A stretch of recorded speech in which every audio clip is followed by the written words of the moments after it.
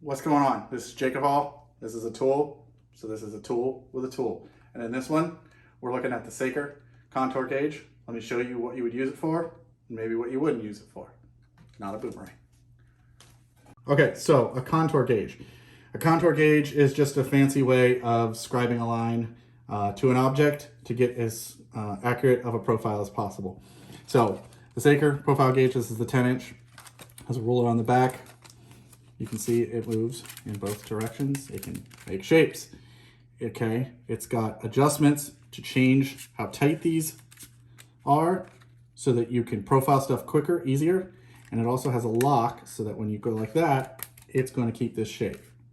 Okay, so you want to profile something, first reset it so that it's nice and straight. Okay, so let's take it over somewhere and let's show off what it can do. Okay, so say for example, we're going to underskin this cabinet and we want to get the profile of this piece of tile. So we'll take the gauge, we'll push it up against the wall in the tile. And I like to run my hand along the edge to make sure it's seated. Then I push the lock, and then I get the profile of my tile. All right, then I take this over to a piece of paper, trace it, you end up with a profile of your tile. Okay, so let's show you a couple other things you'd use this for. Okay, so say we want to coat, not miter, a piece of base trim to fit against the base trim that's already there.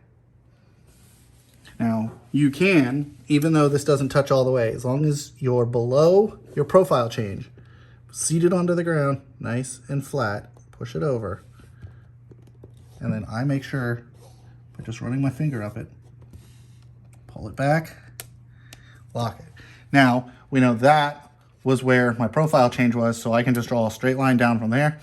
And since I had it perpendicular to the ground, I know that I can just draw a straight line down from there. So that'll give me that shape. Now let me show you a couple other things I'm working on. So say for example, you want to get the outline of this box, and I don't know why you don't want to measure. You could take it,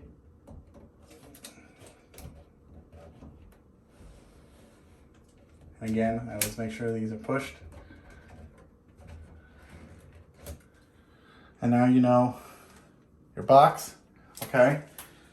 But trim is always a better example. So if I was gonna run a shelf and I needed to run it around this trim, you can see here, this is gonna bottom out and go all the way into the wall. And now look at that perfect profile of that trim. So there's the wall and there's the profile of the trim. I can lay this on my shelf board and cut that out. Okay, so I just did an outline of a piece of tile, went over to the door frame, and that's how I would cut my tile. I could now lay it out on the tile and cut that.